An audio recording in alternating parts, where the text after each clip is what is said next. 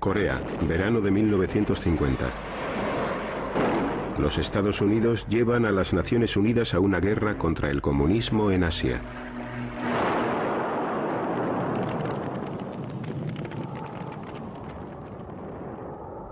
En invierno, los comunistas chinos atacan a las tropas de las Naciones Unidas y éstas se ven obligadas a realizar una retirada a gran escala. El camino fue muy similar al que tuvo que emprender Napoleón al retirarse de Rusia. Corrimos precipitadamente, de modo caótico, a la desbandada, tratando de llegar a Pusan, tratando de regresar a Japón. Fue muy desagradable. La Guerra Fría se había convertido en una guerra candente.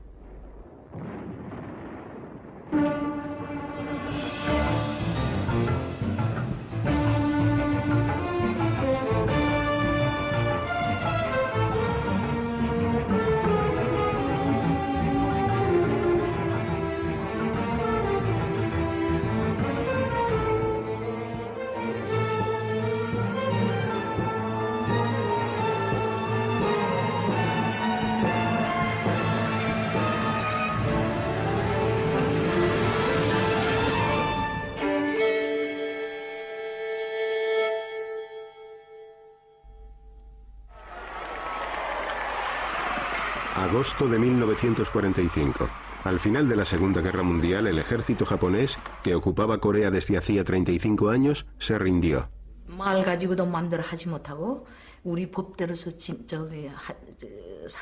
Durante la ocupación japonesa, nos obligaron a adoptar el estilo de vida japonés, a hablar en japonés, a regirnos con las leyes japonesas.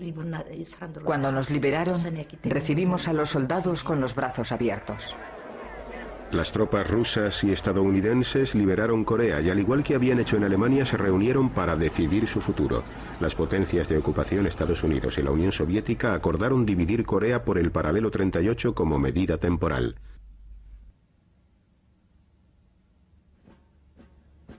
Estados Unidos controlaba la zona sur de la división.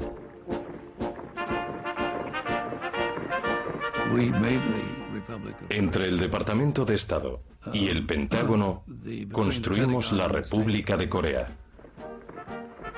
Los generales estadounidenses nombraron jefe del gobierno a Syngman Rhee, un anticomunista de línea dura.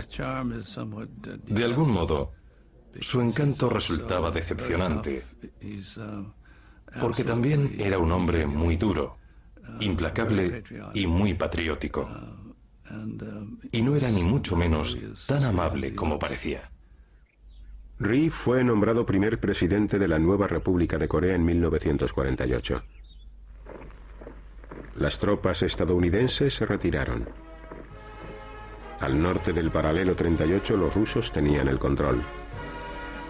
Establecieron un régimen comunista a través de una red de comités populares y prepararon a Kim Il-sung, que durante la guerra había permanecido en la Unión Soviética, para asumir el poder. Era un hombre joven y guapo, que siempre estaba sonriendo. A todos en Corea les gustaba y causó una buena impresión. Era el héroe nacional del pueblo coreano. Se proclamó la República Democrática Popular de Corea y Kim Il-sung ocupó la presidencia de la nueva nación.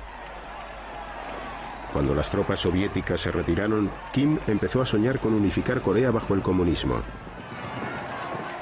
Kim Il-sung comprendía que resolver el problema de la unificación de las dos Coreas era muy difícil y que para llevar a cabo su proyecto necesitaría ayuda. Por supuesto, esperaba recibirla de la Unión Soviética. En marzo de 1949, Kim Il-sung se desplazó hasta Moscú. Su objetivo secreto era conseguir el permiso de Stalin para invadir Corea del Sur.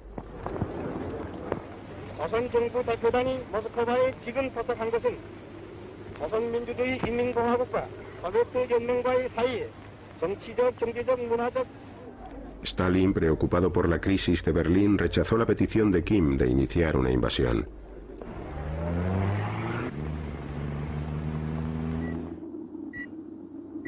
A finales de 1949 la situación internacional había cambiado.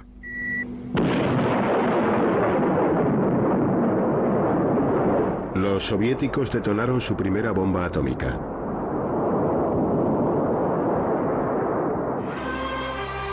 La revolución comunista en China al final había triunfado. Mao Zedong proclamó la República Popular de China. Mao y Stalin firmaron un tratado de amistad, constituyendo así una alianza comunista mundial y abriendo un segundo frente de la Guerra Fría en Asia. Por aquel entonces, Stalin confiaba en que los Estados Unidos no quisieran reaccionar ante los acontecimientos que tenían lugar en Asia. En 1950 finalmente aprobó la iniciativa de Kim Il-sung de invadir Corea del Sur.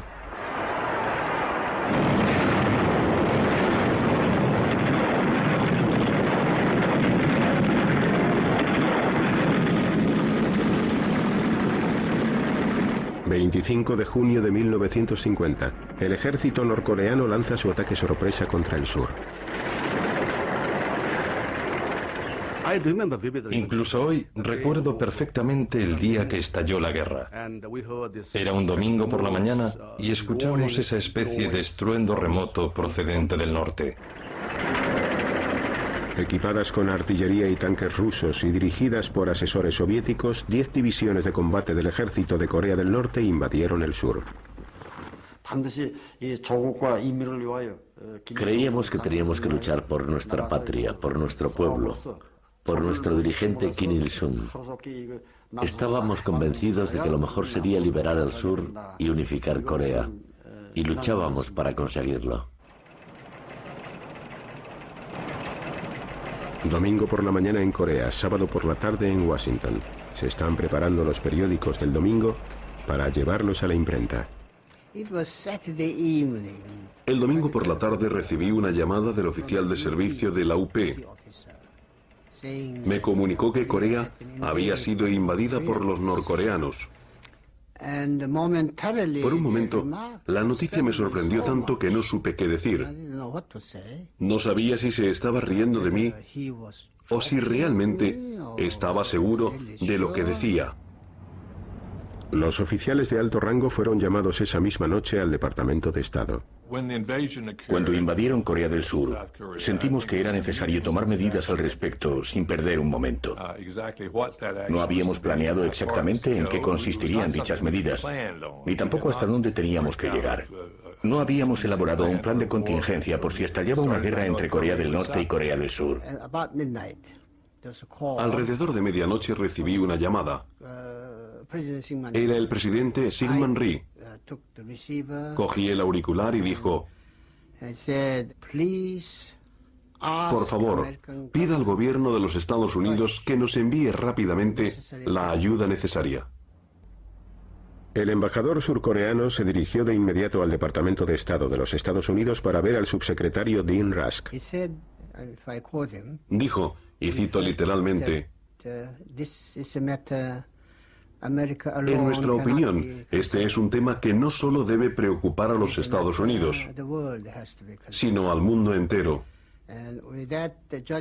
Y puesto que ese es nuestro criterio, hemos decidido convocar al Consejo de Seguridad para una sesión de urgencia.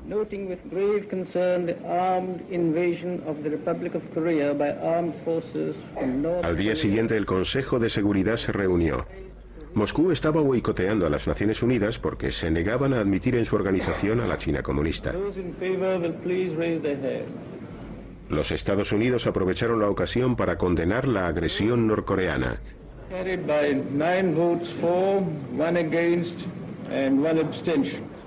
2 días después, el Consejo de Seguridad votó la creación de una fuerza militar de las Naciones Unidas para defender a Corea del Sur.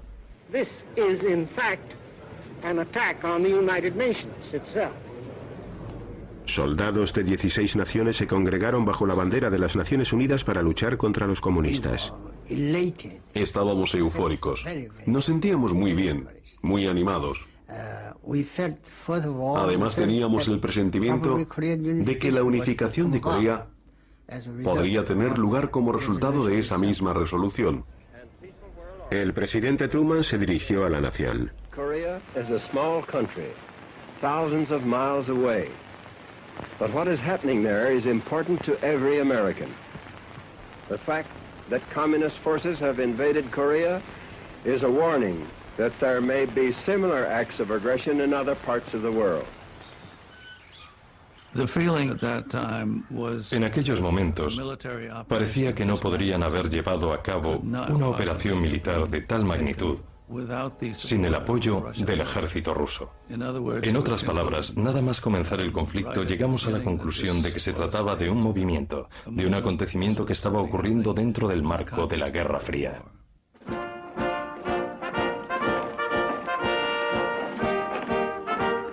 Los Estados Unidos se movilizaron para la guerra. Todas las reservas fueron llamadas a filas. En el momento en el que entramos en la guerra, y con nosotros las Naciones Unidas, era una guerra que todo el mundo conocía.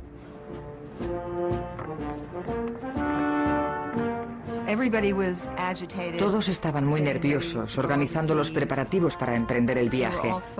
Había una mezcla de sentimientos: inquietud, expectación. Pretendían evitar que los comunistas se apropiaran de cualquier lugar del mundo, por pequeño que fuera. Querían poner freno al curso del comunismo. El general Douglas MacArthur, comandante supremo de los aliados en Tokio y legendario vencedor de la Guerra del Pacífico, fue elegido para liderar las fuerzas de las Naciones Unidas. En Japón era todo un ídolo. El ego de este hombre era tremendo y durante todos estos años lo habían alimentado muy bien. Creo sinceramente que llegado a este punto sentía que era infalible.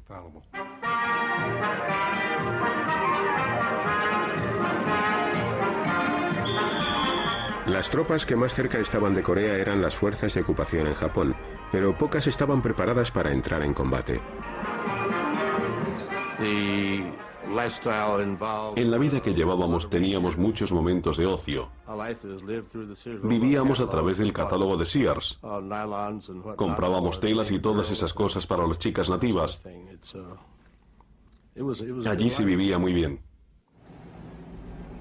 El destacamento que los Estados Unidos enviaron a Corea no se imaginaba que permanecería allí tanto tiempo. En realidad, nos pidieron que lleváramos el equipo básico y que nos olvidáramos del resto porque como mucho estaríamos allí 6 semanas. Les demostraríamos nuestro poder en el campo de batalla. Esos asiáticos amarillos volverían al otro lado del paralelo 38 y nosotros podríamos regresar a casa. Pero no iba a resultar tan fácil. El ejército surcoreano de Ri se estaba batiendo en retirada. 2 divisiones tiraron sus armas y se unieron a los refugiados que huían del avance comunista.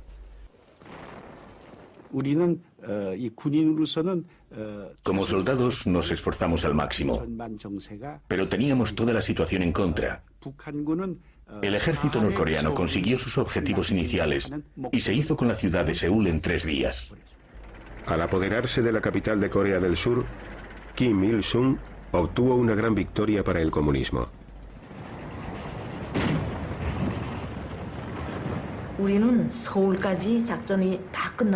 Cuando llegamos a Seúl, el ejército nos dijo que la campaña había finalizado y nos explicaron las reformas políticas que iban a llevar a cabo.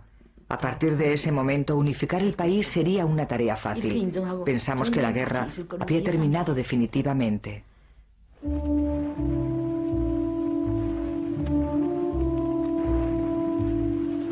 Las tropas norteamericanas no salieron mejor paradas que las de Corea del Sur.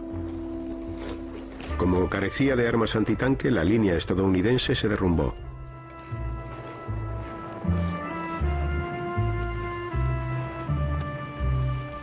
En pocos días, las tropas norteamericanas retrocedieron sumidas en el caos y en la desorganización ante el asalto del pequeño régimen comunista de Corea del Norte. El material con el que contábamos era el que había sobrado de la Segunda Guerra Mundial. No estábamos preparados para nada, y menos para combatir en una guerra. En resumidas cuentas, eso es todo lo que ocurrió. Los aliados de los Estados Unidos de todo el planeta se congregaron tras la bandera de las Naciones Unidas. El primer ministro británico les prometió su apoyo. was not to go the way of the old League of Nations. It was absolutely and imperatively necessary that a halt should be called. Contingentes de 15 naciones comenzaron a llegar a Corea para unirse a los estadounidenses en el ejército de las Naciones Unidas. La apuesta del general MacArthur para cambiar el curso de la guerra era muy arriesgada. Los destacamentos de las Naciones Unidas se habían visto obligados a retroceder hasta un diminuto enclave situado en Pusan. Entonces se llevó a cabo una vasta invasión marítima que llegó unos 250 kilómetros por detrás de las líneas enemigas, cuyo objetivo era cortar el avance norcoreano y obligar a sus tropas a replegarse. Está amaneciendo, es 15 de septiembre de 1950.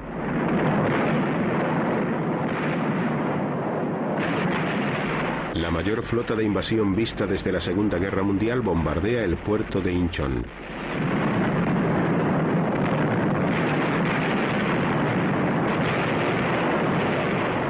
Los marinos estadounidenses y coreanos desembarcan en el lugar en grupos muy numerosos. Cuando aterrizamos nos dirigimos a la playa a toda velocidad.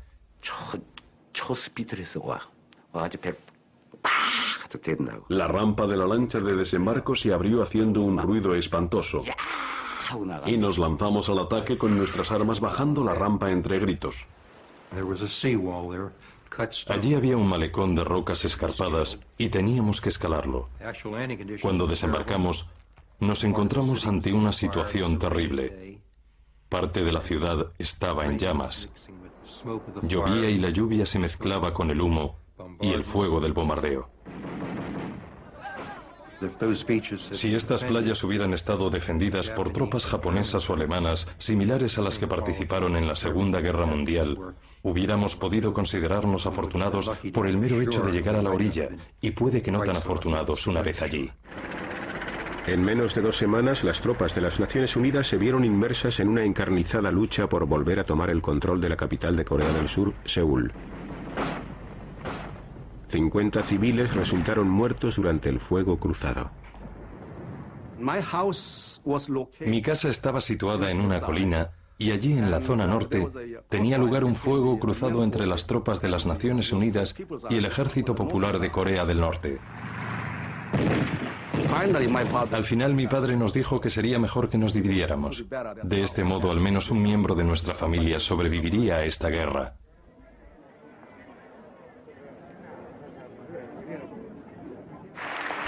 Cuando por fin recuperaron el control de Seúl, MacArthur restableció a Syngman en su puesto en el Parlamento. La asociación de MacArthur con el régimen de Rhee, cada vez más despiadado, causó hondas preocupaciones en Washington.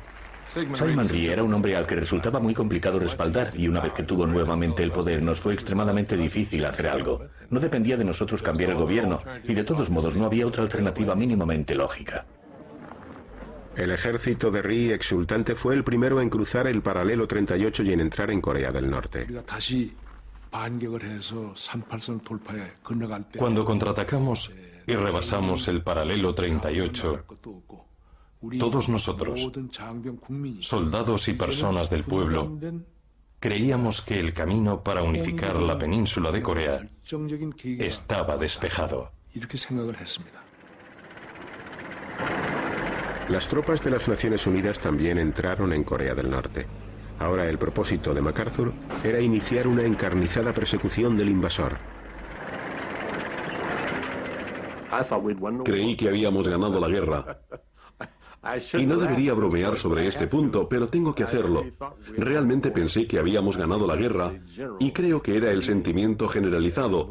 Por eso pusimos rumbo al norte con grandes esperanzas. El inmenso río Yalu constituye una frontera natural entre Corea del Norte y China.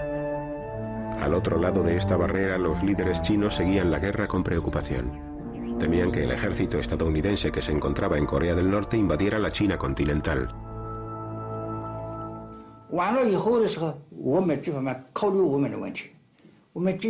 Si derrotaban a Corea del Norte, solo el río Yalu nos separaría de los estadounidenses.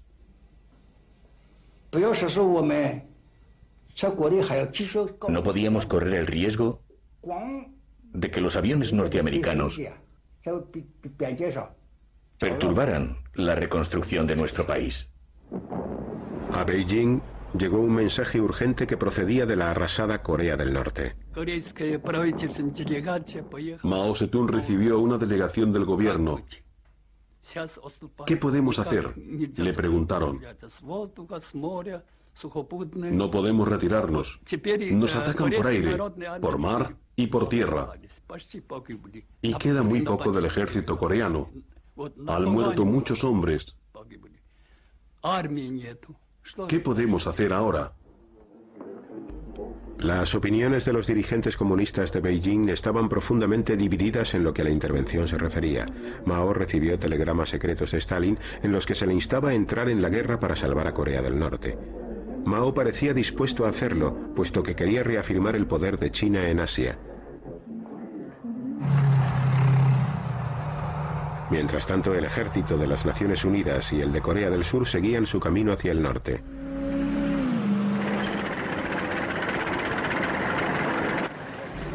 El 19 de octubre cayó Pyongyang. Era la única capital comunista que había caído durante la Guerra Fría. MacArthur ya casi había conseguido lo que quería. Estaba persiguiendo a un ejército derrotado. La carrera hacia el Yalu había comenzado. MacArthur se sorprendió cuando le mandaron llamar para que asistiera a una reunión con el presidente Truman en la isla de Wake, situada en mitad del Pacífico. MacArthur aseguró a su comandante en jefe que no existía posibilidad alguna de que China entrara en la guerra. En premio a su labor recibió otra medalla que él interpretó como una autorización para continuar avanzando hacia China. Cuando el presidente le pidió que se quedara a almorzar con él, MacArthur rehusó. Mientras Truman y MacArthur hablaban, Mao ordenaba al ejército chino, conocido como los Voluntarios del Pueblo, que entraran en Corea. 1,5 millones de chinos comenzaron a cruzar el río Yalu y esperaron a que las fuerzas de las Naciones Unidas se aproximaran a la orilla. Mientras las hordas de voluntarios cruzaban el Yalu, iban cantando esta canción.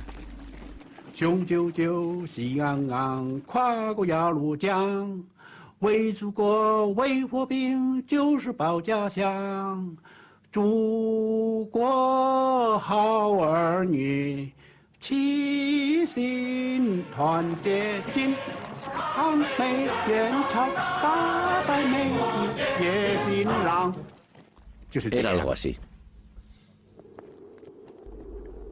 El ejército de las Naciones Unidas, que ignoraba que las tropas chinas se estaban agrupando, hizo un descanso para celebrar el Día de Acción de Gracias, en el que sirvieron pavo asado y salsa de arándanos. MacArthur y sus soldados seguían pensando que para cuando llegaran las Navidades, la guerra ya habría terminado. El Día de Acción de Gracias de 1950 estuvo muy bien. Hacía buen tiempo y se sirvieron los platos típicos de ese día. Teníamos todo lo que hubiéramos tenido en casa. Fue un día muy agradable, pero fue el último buen día que tuvimos. A la mañana siguiente, 300.000 chinos atacaron.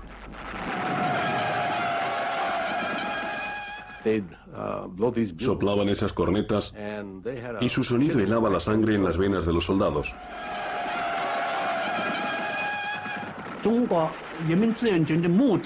El primer objetivo de los voluntarios al entrar en Corea era defender sus ciudades y su país, su patria. No podíamos permitir que otros cruzasen el río Yalu y nos invadieran, pero también queríamos ayudar al pueblo coreano. Mao creía que una buena motivación podía derrotar al enemigo por muy superiores que fueran sus armas, como sucedió en la larguísima guerra civil que padeció China. Como nuestra causa era una causa justa, podríamos derrotar al enemigo. Nuestro coraje y la estrategia que desarrollamos durante los años de la lucha por la liberación nos resultarían de gran ayuda para vencer al enemigo.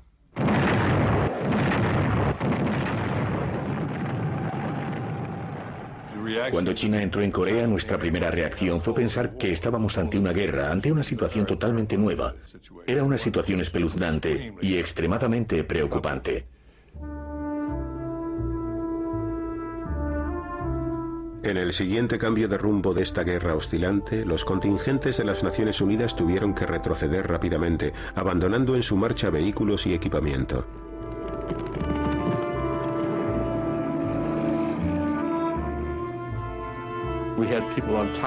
En nuestra huida hacia el sur, los soldados viajaban en el techo de los camiones y también en los estribos.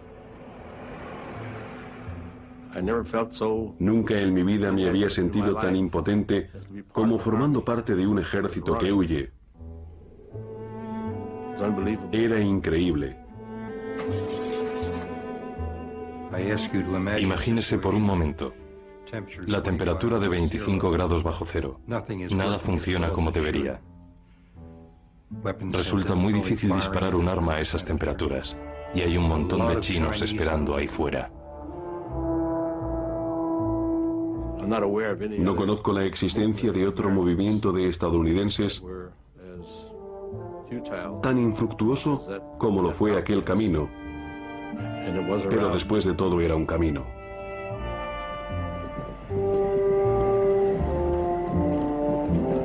Los soldados estadounidenses lo llamaron la fiebre de la deserción. We are fighting in Korea for our own national security and survival. We have committed ourselves to the cause of a just and peaceful world order through the United Nations. We stand by that commitment. Durante una rueda de prensa que tuvo lugar en Washington, varios periodistas interrogaron repetidamente a Truman sobre la posibilidad de utilizar la bomba atómica. Y lo intenté una y otra vez porque sabía que el presidente no podría callarse una cosa así. La gente incluso comenzó a pensar que quizás fuéramos a utilizar la bomba atómica. Los boletines sobre las conferencias de prensa del presidente daban la vuelta al mundo inmediatamente y esta noticia hizo cundir la alarma. El primer ministro británico Clement Attlee estaba tan asustado que se desplazó inmediatamente a Washington para participar en una reunión para solucionar la crisis. My aim in these talks is to align our policies in the new and troubled situation in the world and to find the means of upholding what we both know to be right. Al día siguiente, Truman aseguró a Attlee que no tenía previsto utilizar armas atómicas. Creo que los estadounidenses comprendían que esa medida tendría represalias. Si la usaban, nosotros también la usaríamos. Teníamos un acuerdo con China. Por eso no utilizaron la bomba atómica. Ese invierno, el sufrimiento llegó a los hogares de muchas familias estadounidenses, precedido de unos golpes en la puerta. El 29 de diciembre sonó el timbre. Era viernes y acababa de lavarme la cabeza. Abrí la puerta y allí estaba ese chico que venía a entregarme un telegrama. Después se dio la vuelta y se marchó. En ese momento supe que el telegrama me iba a decir si estaba muerto o vivo. Cuando lo abrí, lo primero que hice fue darle gracias a Dios de que hubiera desaparecido en combate. No nos comunicaron que había sido hecho prisionero de guerra hasta un año después, incluso aunque sabíamos que estaba en un campo. De un día a otro día nunca supe cómo estaba. De carta a carta nunca supe si estaba vivo. Por eso siempre conservé la esperanza de que regresara a casa, pero nunca pude decir que lo haría.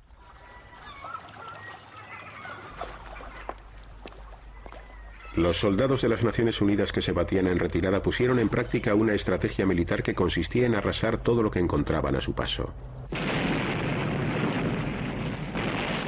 Tras abandonar Hunman, los ingenieros estadounidenses volaron la zona del puerto. Los chinos, que avanzaban con rapidez, recuperaron la capital de Corea del Norte, Pyongyang.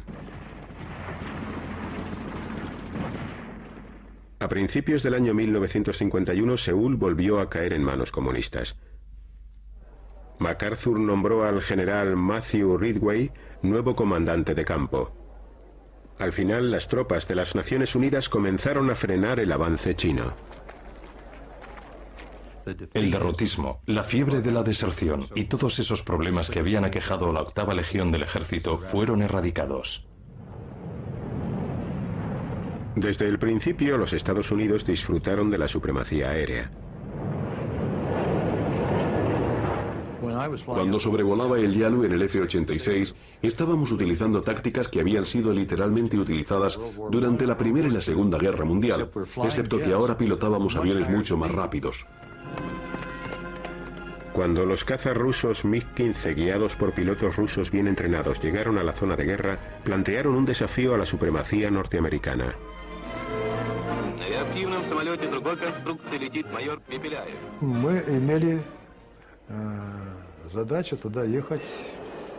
Nuestra misión allí consistía en formar a los pilotos, pero al final terminamos tomando parte en la guerra de Corea. Con la presencia de sus pilotos en Corea, la Unión Soviética corría el riesgo de entrar en conflicto directo con los Estados Unidos.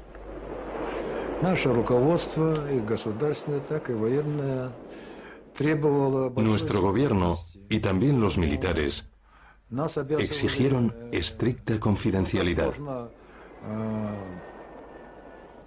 No podíamos dejar que el enemigo se enterara de que estaban luchando contra los rusos.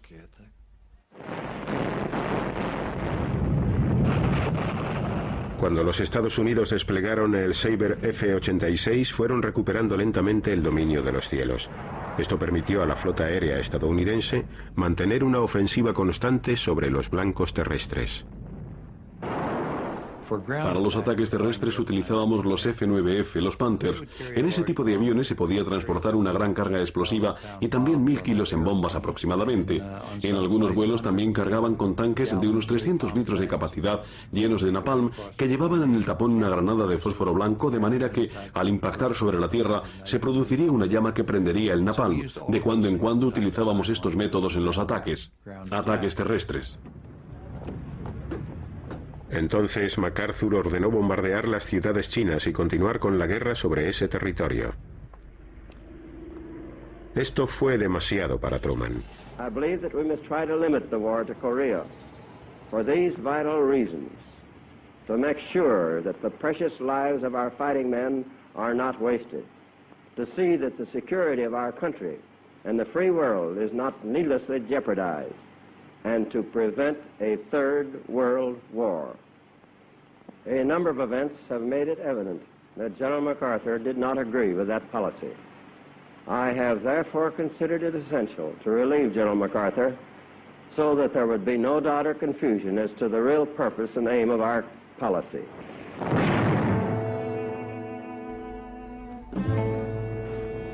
En el verano de 1951, las dos partes combatieron hasta llegar a un punto muerto en las colinas de Corea, casi en el mismo lugar donde se había iniciado la lucha un año antes. Cada mes había que lamentar unas 2.500 bajas en las filas de las Naciones Unidas.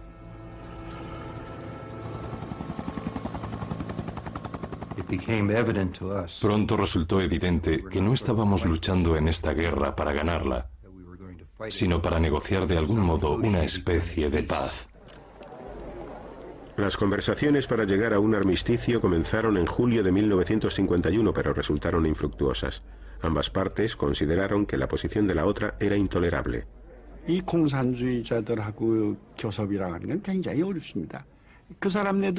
Negociar con los comunistas era muy difícil. Para ellos las negociaciones eran otro campo de batalla, una táctica para ganar tiempo. Entre los principales escollos que se encontraron en las conversaciones para alcanzar la tregua estaba el destino de los prisioneros de guerra. Tanto Corea del Norte como Corea del Sur maltrataban a sus prisioneros. 1 de cada 3 prisioneros de guerra estadounidense capturado por los norcoreanos no sobrevivía al primer invierno. Muchos morían enfermos de disentería por causa de las diarreas, de las graves palizas o debido a la malnutrición. Algunos de ellos no eran más que rezagados. Si se quedaban atrás les golpeaban con las culatas de sus rifles hasta que morían o acababan con ellos a golpes de bayoneta. Si no te mantenías en pie morías, así de simple. Preocupados por el número de muertos, los chinos asumieron el control de los prisioneros y organizaron charlas diarias para adoctrinarles. Les decían, os diremos por qué habéis venido a Corea, por qué ahora os encontráis a miles de kilómetros de vuestros hogares. Habéis derramado vuestra sangre por los belicistas especuladores de Wall Street. ¿Por qué habéis venido aquí a perder vuestras jóvenes? Se estarán acostando con vuestras esposas e hijas. ¿Acaso creéis que eso es justo? Y así seguían durante días enteros, durante horas enteras, continuamente. Pero en la patria de los combatientes a muy pocos les interesaba la guerra de Corea. En la Segunda Guerra Mundial todos estaban pendientes del curso que tomaban los acontecimientos, pero la guerra de Corea no le interesaba a nadie. Los periódicos escribieron muy poco sobre ella. Para saber lo que había pasado el día anterior en Corea, había que comprar el New York Times, porque en la página 2, todos los días, había una pequeña columna sobre este conflicto. En el resto de los periódicos generalmente no escribían acerca de ese tema, y solo aparecía en titulares cuando tenía lugar alguna escaramuza o cuando se perdía alguna colina. A la gente no le interesaba en absoluto. No ocurrió lo mismo con la guerra de Vietnam. Entonces, desayunabas, comías y cenabas pegado a la televisión para ver las últimas batallas. En Japón, la guerra de Corea impulsó la economía y generó 3.500 millones de dólares en inversiones. Japón, el antiguo enemigo, se convirtió en un bastión del capitalismo en su lucha contra el comunismo en Asia.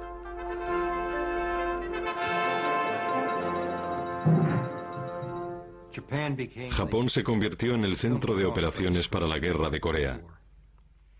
Los arsenales y astilleros navales se utilizaron para reparar y reconstruir los barcos. La industria electrónica japonesa, que posiblemente ahora sea la más avanzada del mundo, tuvo sus verdaderos comienzos en la guerra de Corea. En Corea del Sur, las Naciones Unidas tomaron a 130.000 prisioneros comunistas. A todos les preguntaron si deseaban regresar a su país de origen o permanecer en el mundo no comunista.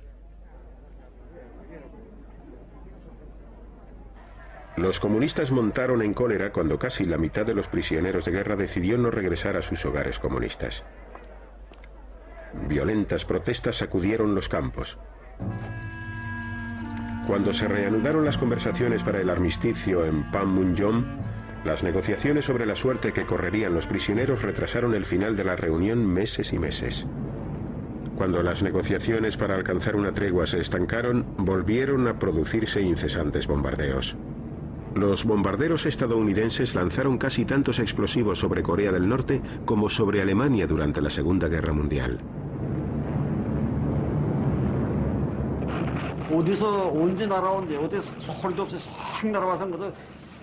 Los bombarderos llegaron sin avisar y murió mucha gente durante el ataque. Había personas muertas por todas partes. Apenas si quedaba una sola casa en pie. Bombardearon las grandes ciudades, los pueblos y las zonas rurales sin hacer distinciones. Lo vi todo con mis propios ojos.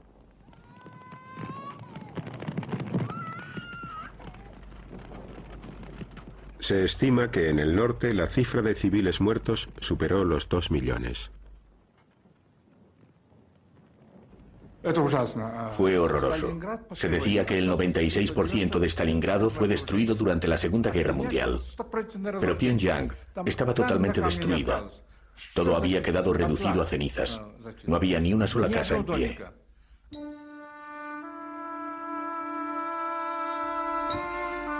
Durante la guerra, ambas partes cometieron horribles atrocidades. Los norcoreanos asesinaron a sus compatriotas del sur, a los que acusaban de simpatizar con el enemigo. Los partidarios de Ri masacraron a los sospechosos de ser comunistas. Los civiles inocentes solían ser las víctimas de esta violencia aparentemente interminable.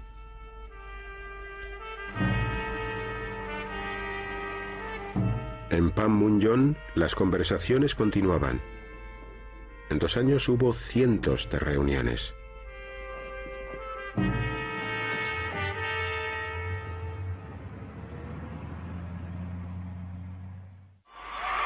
...1952, año electoral en Estados Unidos. Después de 2 años en guerra, Truman decidió no seguir al frente de los demócratas. Los republicanos escogieron a Dwight Eisenhower. Su eslogan: iré a Corea. A muchos de nosotros, el presidente Truman nos había desilusionado. De algún modo yo le culpaba por la guerra. Por eso, cuando llegaron las elecciones del año 52, estaba impaciente por votar a Eisenhower. Me parecía el hombre más apropiado para el cargo porque era militar y había prometido hacer todo lo posible por acabar con esta guerra. Eisenhower derrotó a los demócratas. Obtuvo una victoria aplastante. En el este también se habían producido algunos cambios. En marzo de 1953 el mundo comunista lloraba la muerte de Stalin. Stalin había mantenido la guerra en marcha. Sus sucesores querían que acabara.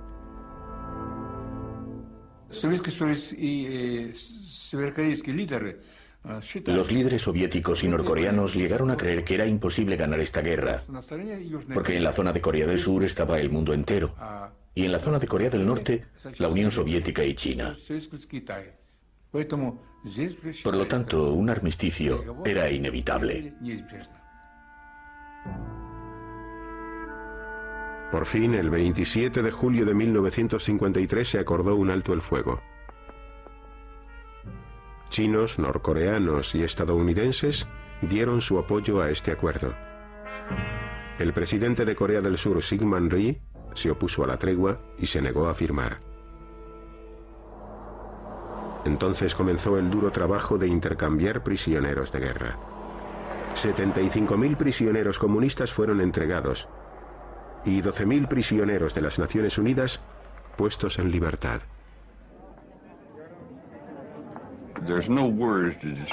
No tengo palabras para describir la euforia que sentí cuando mis amigos y yo cruzamos la línea. Fue como si me quitaran un gran peso de encima. Era como si durante los últimos 2 años hubiera estado soportando sobre mis hombros toneladas y toneladas y de repente podía respirar de nuevo. Me sentía más ligero y era libre. La libertad. La libertad es algo indescriptible. Bernie Gehling también regresó a casa. Florence estaba allí para recibirle. Nos conocimos 6 meses antes de casarnos y tan solo habíamos vivido 6 días como marido y mujer. El joven de pelo rubio y ondulado que se marchó regresó con el pelo negro y liso y además mucho más delgado. Estaba demacrado y su rostro no era el mismo que cuando se marchó. Era el hombre al que llevaba esperando 33 meses. Y cuando llegó a casa, me di cuenta de que casi no le conocía. Pero no me llevó mucho tiempo.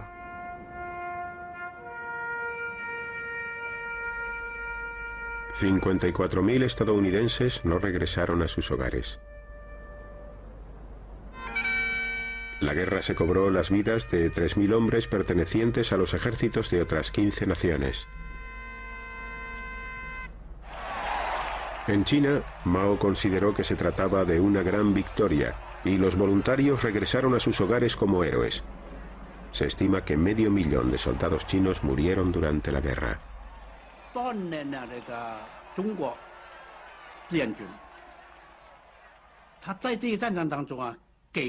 Los voluntarios demostraron al resto del mundo que China ya no era la misma que antes.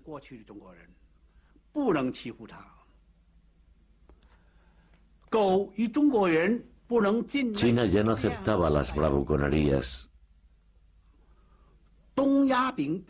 Había dejado de ser el país pobre de Asia.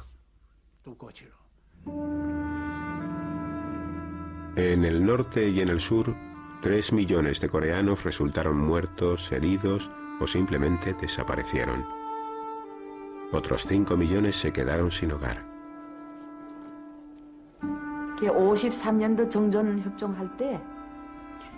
Cuando se negoció la tregua en 1953, el pueblo coreano vislumbró la oportunidad de respirar tranquilo. Pero en la guerra, realmente nadie había salido vencedor. Murieron demasiadas personas y se destruyó una parte muy grande del país. No habían ganado, pero los países occidentales habían conseguido que la línea fronteriza siguiera en pie. El comunismo había sido contenido en Corea. En líneas generales, fue una derrota para el socialismo. No fuimos capaces de imponer el sistema socialista en Corea del Sur, de modo que fracasamos. 40 años después, al final de la Guerra Fría, la frontera entre las dos Coreas seguía estando en el mismo punto.